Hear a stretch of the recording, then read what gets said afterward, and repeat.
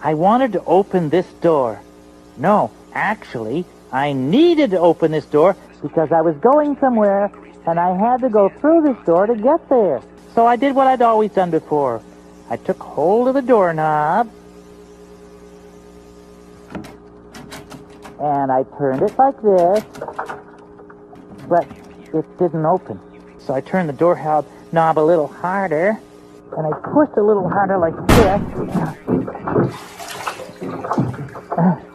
but it still wouldn't open. So I turned the knob as hard as I could, then I pushed as hard as I could like this.